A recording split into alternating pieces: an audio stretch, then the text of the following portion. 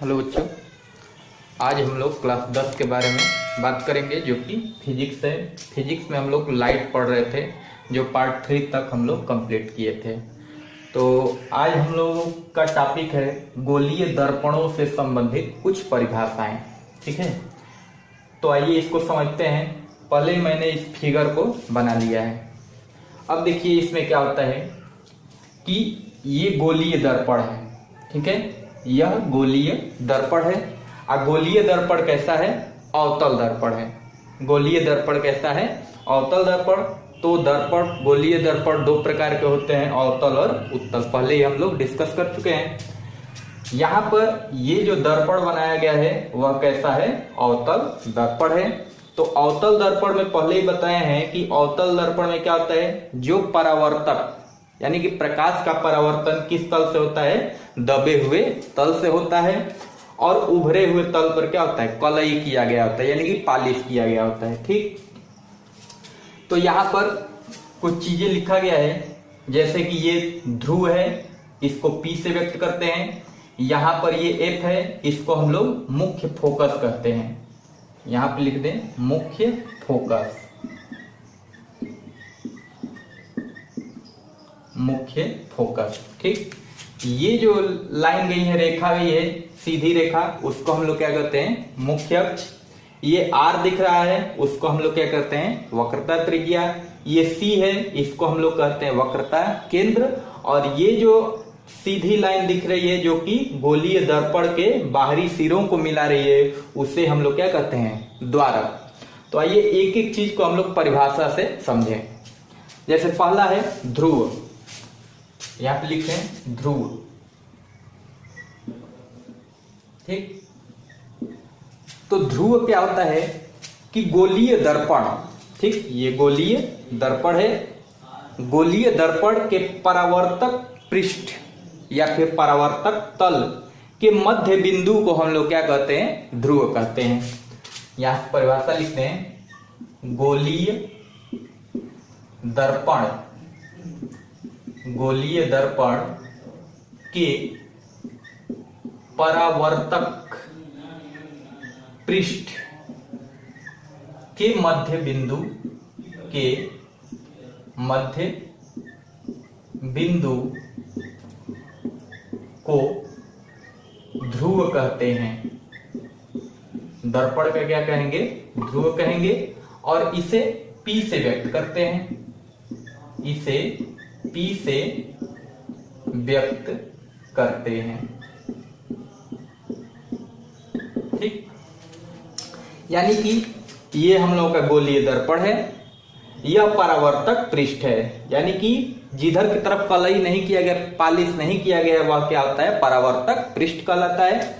तो गोलीय दर्पण के परावर्तक पृष्ठ के मध्य बिंदु, यह मध्य बिंदु है, बीच वाला बिंदु, इसको हम लोग क्या कहते हैं? ध्रुव कहते हैं, जिसे P से व्यक्त करते हैं। ये हो गया ध्रुव।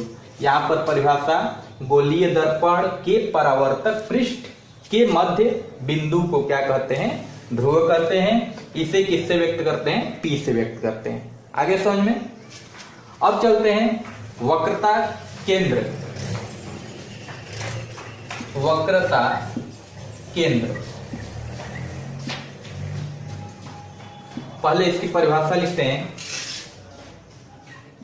गोलीय दर्पण, गोलीय दर्पण कांच के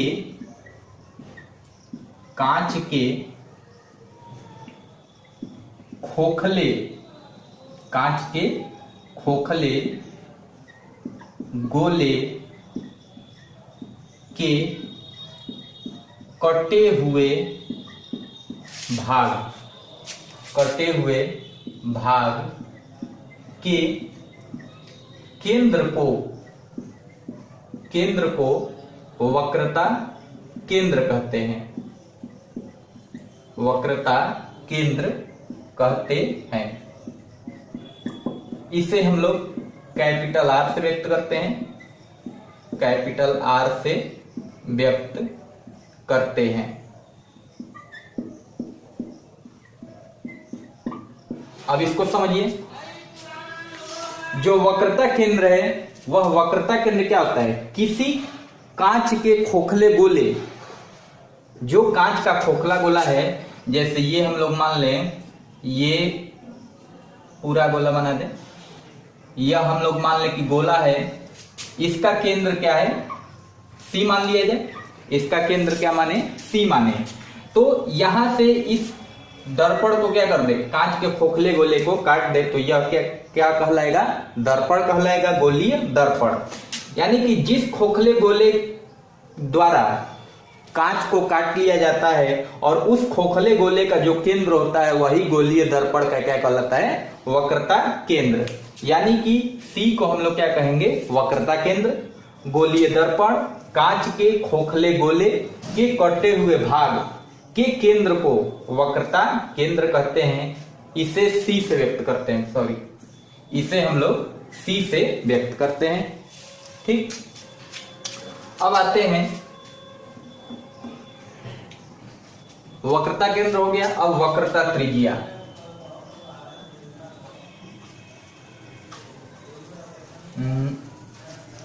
वक्रता त्रिज्या,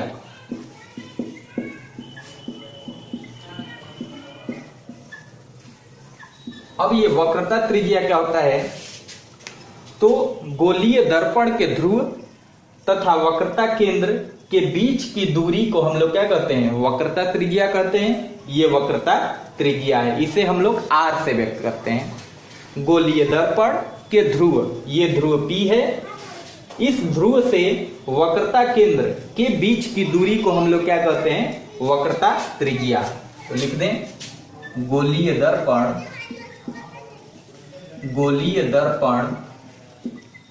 के ध्रुव से वक्रता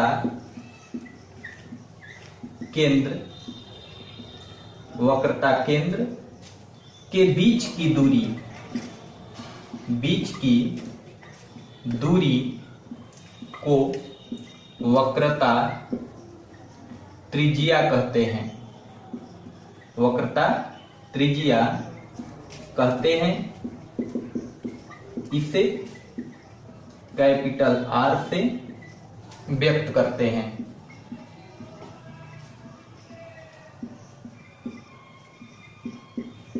ठीक, तो गोलीय दर्पण का ध्रुव P है, ध्रुव P से वक्रता केंद्र C के बीच की दूरी को हम लोग क्या कहते हैं, वक्रता त्रिज्या कहते हैं। इसे हम लोग कैपिटल आर से व्यक्त करते हैं। अब चलते हैं मुख्य अक्ष।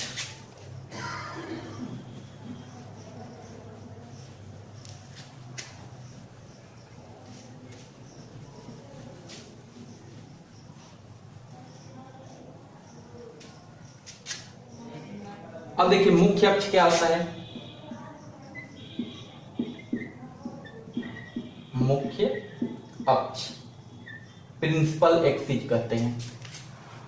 अब देखिए मुख्य अक्ष, ये है मुख्य अक्ष, यानी कि दर्पण के ध्रुव तथा वक्रता केंद्र को मिलाने वाली सीधी रेखा, दर्पण का जो ध्रुव है और वक्रता केंद्र C है, तो इसको मिलाने वाली जो सीधी रेखा होती है उसे हम लोग क्या कहते हैं, मुख्य अक्ष कहते हैं। तो लिख दे परिभाषा, दर्पण के ध्रुव तथा वक्रता केंद्र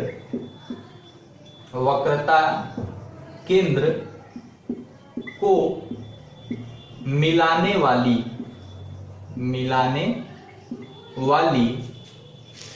सीधी रेखा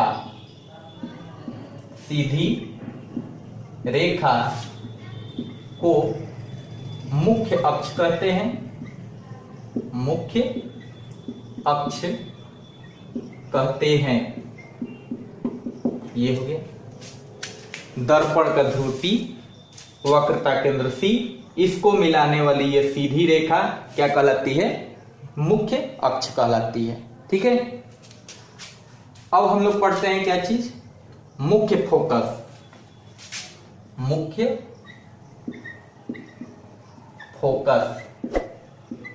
या फिर इसको केवल फोकस भी कहते हैं, मुख्य फोकस या फोकस।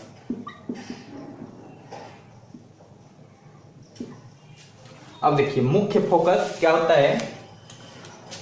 तो मुख्य फोकस का मतलब होता है कि गोलीय दर्पण के मुख्य अक्ष के समांतर आने वाली प्रकाश की किरणें, यहां पहले परिभाषा लिख दें, गोलीय दर्पण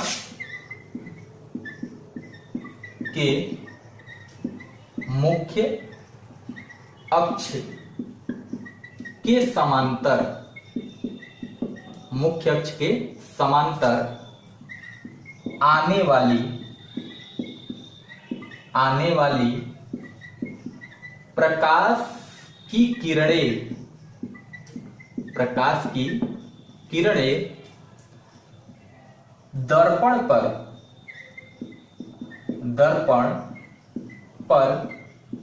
परावर्तन के बाद मुख्य अक्ष के जिस बिंदु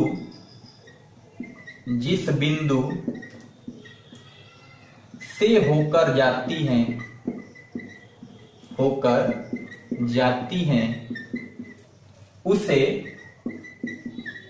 उसे मुख्य फोकस कहते हैं, मुख्य फोकस कहते हैं। ठीक, इसे हम लोग कैपिटल F से व्यक्त करते हैं। यानी कि इसका मतलब समझें कि जो गोलीय दर्पण है, ये गोलीय दर्पण है, इसके मुख्य अक्ष के समांतर, ये मुख्य अक्ष है। ठीक, यहां पे थोड़ा समझ लें, ये दर्पण है और ये मुख्य अक्ष है। यहां से मुख्य अक्ष के समांतर प्रकाश की किरण आई और दर्पण से टकराकर परावर्तन के बाद इधर निकल गई, तो जिस बिंदु से, मुख्य अक्ष के जिस बिंदु से होकर गुजरती है उस बिंदु को हम लोग क्या कहते हैं, मुख्य फोकस कहते हैं। तो वही चीज लिखा गया है कि गोलीय दर्पण के मुख्य अक्ष के समांतर, गोलीय दर्पण ये है, इसका मुख्य अक्ष ये है, इसके समांतर आने वाली प्रकाश की किरणें दर्पण पर परावर्तन के बाद, यानी कि टकराने के बाद मुख्य अक्ष के जिस बिंदु से होकर गुजरती हैं। मान लें कि यहां से इस बिंदु से होकर गुजरी, तो इस बिंदु को हम लोग क्या कहते हैं, मुख्य फोकस कहते हैं, जिसको किससे व्यक्त करते हैं, कैपिटल F से। ठीक है, अब आते हैं हम लोग, मुख्य फोकस हो गया, फोकस दूरी।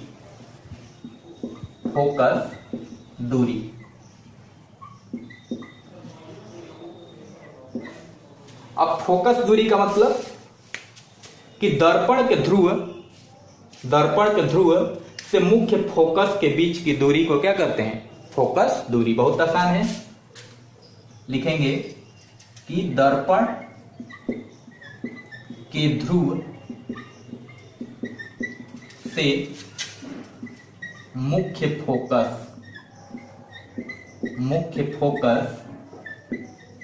के बीच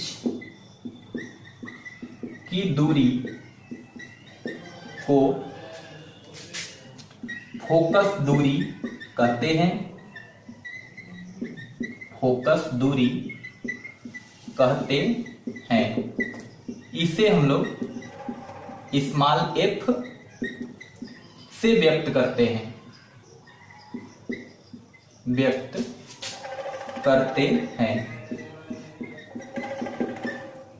इसे स्मॉल f से व्यक्त करते हैं। बहुत आसान, दर्पण के ध्रुव से मुख्य फोकस के बीच की दूरी को हम लोग क्या करते हैं, फोकस दूरी, इसको स्मॉल f से व्यक्त करते हैं।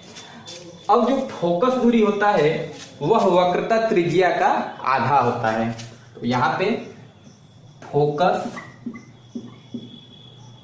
दूरी वक्रता त्रिज्या की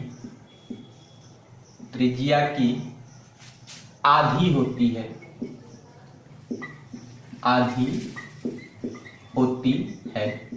यानी कि F बराबर R/2। ये सूत्र याद रखेंगे, एफ बराबर क्या होता है r/2, यानी कि फोकस दूरी जो होता है वह वक्रता त्रिज्या का आधा होता है। आगे बढ़े।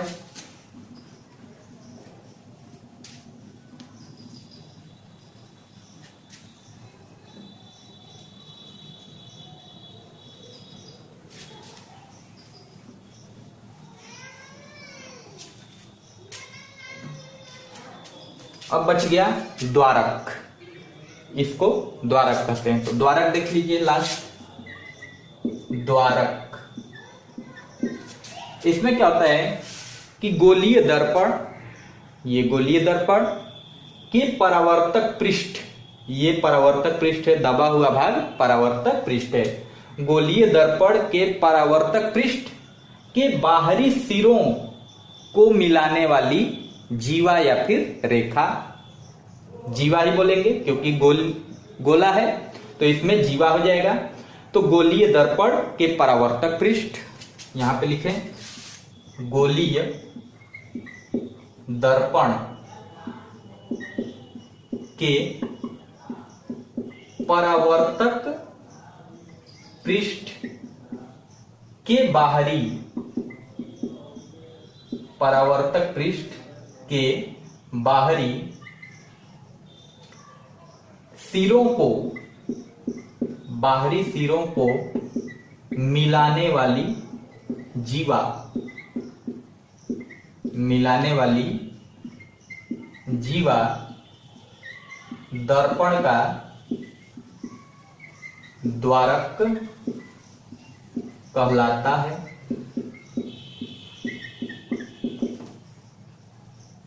अतः